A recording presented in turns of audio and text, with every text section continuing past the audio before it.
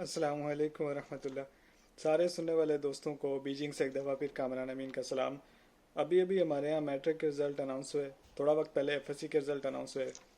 आपने देखा होगा कि इस दफ़ा हमारे स्टूडेंट की एक बहुत बड़ी तादाद है जिन्होंने 1100 में से 1000 या उससे ज़्यादा नंबर लिए। और इसके साथ साथ सोशल मीडिया पे आपने तहरीर का एक छोटा सा टुकड़ा भी देखा होगा, जिसमें किसी ने ये लिखा हुआ है कि हमारे स्टूडेंट 1100 में से 1050 1090 नंबर ले रहे हैं, लेकिन उसके बावजूद हमारे यहाँ आइंस्टाइन नहीं बन रहे, न्यूटन नहीं बन रहे। आज हम इस पे बात करेंगे और इसका एक मुख्तसर सा जवाब तो ये है कि हम अपने बच्चों को आइंस्टाइन या न्यूटन बनाना ही नहीं चाहते, इसलिए हमारे बच्चे इतने अच्छे नंबर लेने के बावजूद भी आइंस्टाइन या न्यूटन नहीं बनते। अच्छा, उसकी वजह क्या है? आप देखें ज़रा कि हमारे यहाँ मैट्रिक और एफएससी लेवल पे बच्चों की कारकर्दगी जांचने का वाहिद पैमाना उनके नंबर ही हैं।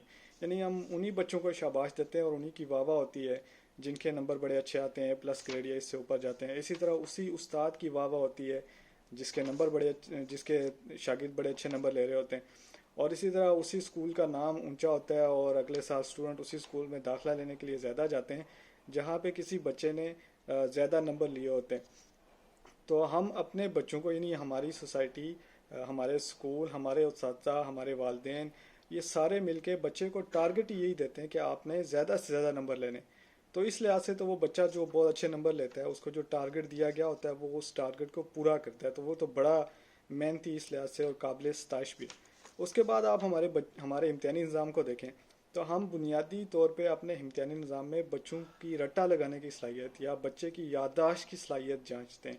यानी चाहे वो बच्चा कंप्यूटर पढ़ रहा है, चाहे वो साइंस पढ़ रहा है, चाहे वो कोई सोशल साइंसिस से है, अब वो आर्ट्स कर रहा है, वो जो मर्जी है कर रहा है, लेकिन हमने लगे बंदे कुछ क्वेश्चंस जो हमारे यहाँ नसाबी किताबें उनके आखिर में दिए होते हैं या कुछ खलासे और गाइड्स और इस तरह की चीज़ें आती हैं उनके आखिर में दिए होते हैं, और वो क्वेश्चन लेके हम एक पेपर बना देते हैं। और वो क्वेश्चन ज़्यादातर इसी तरह के होते हैं कि इस चीज़ को डिस्क्राइब करें, इसके बारे में बताएं, उसके बारे में बताएं, उसकी तारीफ़ करें। तो वो तो ज़्यादातर सिर्फ वो बच्चा उसमें बड़ा कामयाब होता है जिसकी याददाश्त या याद रखने की सलाहियत बड़ी अच्छी होती है। तो ये किसी ने इस पे एक मीम भी छोटी सी बनाई हुई थी कि एक हाथी, बंदर और मछली और बहुत सारे और जानवरों को लाइन में खड़ा करके जो एग्जामिनर है वो उनको ये कहते हैं कि आप दरख्त पे चढ़ के दिखाएं, जो दरख्त पे चढ़ेगा वो बड़ा काबिल माना जाएगा। डेफिनेटली ये एक अच्छा मेयार नहीं है, लेकिन फ़िलहाल तो हमारा यही मेयार है। तो इस मेयार के ऊपर जो बच्चे बड़े अच्छे नंबर लेते हैं वो बड़े कामयाब होते हैं।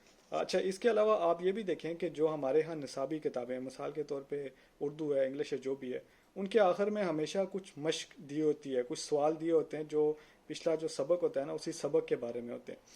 तो अगर कहीं गलती से जो भी एग्जामिनर है, जिस बंदे ने भी पेपर बनाया हुआ है, वो कोई ऐसा सवाल डाल दे जो उस जो मश्कें होती हैं उनमें ना दिया हो, जैसे रियाजी ले लें, अगर रियाजी की एक मश्क है उसमें से वो सवाल नहीं आया हुआ, एग्जाम्पल जो दी हुई है उसमें से सवाल नहीं आया हुआ, तो फिर हमारे यहाँ आप देखें कि लोग मुजाहरे करना शुरू हो जाते हैं, बच्चों के वालदेन, वकील, मौलवी सारे सड़कों पे आ जाते हैं, एहतजाज शुरू हो जाता है कि यार देखें इन्होंने तो इस दफ़ा बोर्ड वालों ने इतना जुल्म किया आउट ऑफ सिलेबस।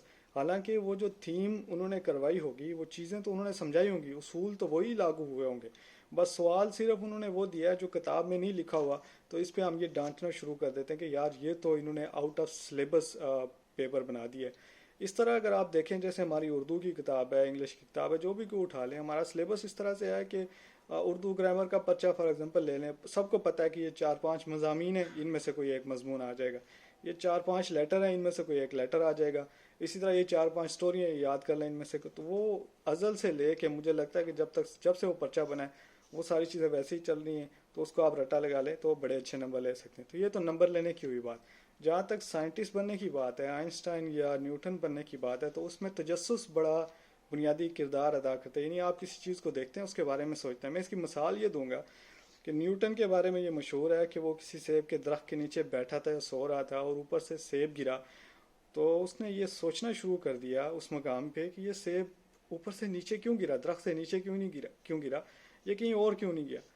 और अब ज़रा आप तसव्वुर करें कि हमारे यहाँ अगर किसी पे सेब गिर जाए तो वो उठ के उसको चुप करके खाना शुरू कर देगा, बल्कि पत्थर मार के 10-12 सेब और उतार लेगा। ये जनरली हमारी सोसाइटी का ट्रेंड ये बन चुका है। और आप बच्चों की तरबियत के हवाले से देखें तो बच्चे में तजस्सुस होता है बहुत ज़्यादा। जब बच्चा पैदा होता है वो छोटा होता है, उसमें बहुत तजस्सुस होता है, वो छोटी छोटी चीज़ों के। तो मिसाल के तौर पे वो माँ से पूछेगा गिलास की तरफ इशारा करके ये क्या है, प्लेट की तरफ पूछेगा ये क्या है, کسی بھائی سے پوچھے گا، جو بھی چیز وہ دیکھے گا اس کے بارے میں سوال کرتا ہے، یہ کیا ہے، یہ کیوں ہے، یہ کیسے ہے، کیا ہوتا ہے اس میں. اور ہم یہ کرتے ہیں کہ اس کے ایک دو سوالوں کا جواب دے دیتے ہیں، اس کے بعد اس کو ڈانٹنا شروع کر دیتے ہیں کہ چپ کر جا، چپ کر کے بیٹھ، تنگ کر رہا ہے، اس طرح کی باتیں شروع کر دیتے ہیں.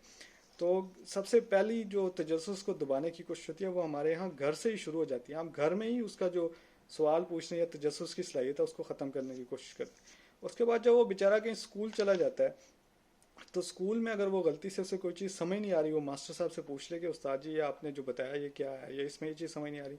تو ماسٹر صاحب آگ گولا ہو جاتے کہ تو اتنی دیر سے کیا کر رہا تھا، تیرا دماغ کہاں تھا جب میں یہ سمجھا رہا تھا. تو ہم تو اس بچے کا تجسس جو ہے وہ تو پہلی ہی سٹیجز پہ بالکل پرائمری پہ اور گھر میں ہی ختم کر کے رکھ دیتے ہیں. تو آپ مجھے یہ بتائیں کہ جب آپ ایک بچے کی سوچنے سمجھنے کی صلاحیتیں ختم کر کے رکھ دیں گے تو وہ بچہ کیسے سائنسدان بنے گا یا کیسے وہ مفکر بنے گا یا کوئی اچھی ان صلاحیتوں کا مظاہرہ کرے. اچھا پھر دیکھیں جو ہمارے یہاں یہ جو میٹرک اور ایف ایس سی لیول پہ بڑے ٹاپ کے نمبر لینے والے اسٹوڈنٹ ہیں یہ کہاں جاتے ہیں؟ تو ان کی بہت بڑی تعداد انجینئرنگ یا میڈیکل میں چلی جاتی ہے.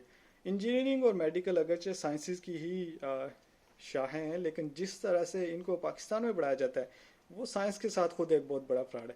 مثال کے طور پہ دنیا بھر میں اگر آپ دیکھیں گے کہ ڈاکٹر ہیں وہ تحقیق کرتے ہیں، وہ دوائیاں ایجاد کرتے ہیں، لیکن ہمارے جو پاکستان میں ڈاکٹر ہیں وہ دوائیاں یاد کرتے ہیں، دوائیوں کے نام یاد کرتے رہتے ہیں. اور پھر اگر آپ ان کے پاس جائیں گے تو جو دوائیوں کے نام اور بیماریوں کے نام ان کو یاد ہوں گے اس کے مطابق وہ ٹیسٹ وغیرہ کریں گے، ان کو سمجھ آ گئی تو ٹھیک، نہیں آئے گی تو وہ لا علاج قرار دے کے آپ کو گھر بھیج دیں گے.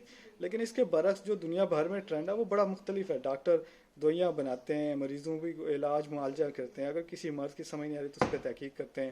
ہسپتالوں میں بڑی بڑی لیبارٹری ہوتی ہیں، ڈاکٹرز کے اپنے کلینک کے ساتھ لیبارٹری ہوتی ہیں، اور ہمارے ہاں جو لیبارٹری ہوتی ہیں وہ صرف بلڈ ٹیسٹ کرنے کے کام آتی ہیں، وہ بھی کسی کسی خوش نصیب کا ہی بلڈ ٹیسٹ ہوتا ہے، ہر ایک کا وہاں پہ بھی نہیں ہوتا. تو یہ ہمارے ہاں ایک اور بہت بڑا مسئلہ ہے. اس کے بعد جو رہ جاتے ہیں ڈاکٹر یا انجینئر بننے کے بعد ان کی بہت بڑی تعداد آرمی میں چلی جاتی ہے، وہ فوج جوائن کر لیتے ہیں. اب وہ ساری زندگی یس سر اور نو سر کرتے رہتے ہیں، ان کا ٹیلنٹ وہاں پہ ضائع ہو جاتا ہے.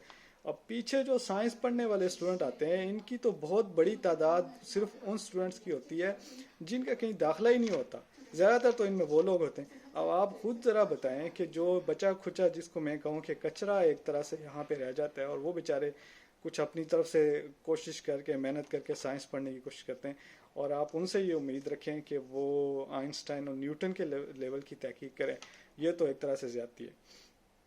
تو اگر ہم یہ چاہتے ہیں کہ ہم اپنے بچوں کو آئنسٹائن بنائیں، نیوٹن بنائیں اور اعلیٰ تاکہ سائنسی تحقیق میں ہمارا بھی نام ہو، تو ہمیں نہ صرف یہ کہ اپنے ایجوکیشن سسٹم کو تھوڑا سا ریوزٹ کرنے کی ضرورت ہے، امتحانی نظام کو چینج کرنے کی ضرورت ہے، بلکہ ہمیں اپنے معاشرتی رویوں میں بھی بہتری لانے کی ضرورت ہے، اور گھر پہ ہم بچوں کو جو ٹریننگ دیتے ہیں اس میں بھی ہمیں تبدیلی لانے کی ضرورت ہے. امید ہے میری کچھ باتیں کہیں نہ کہیں ضرور اثر کر رہی ہوں گی. اپنی دعاؤں میں یاد رکھیے گا. السلام علیکم.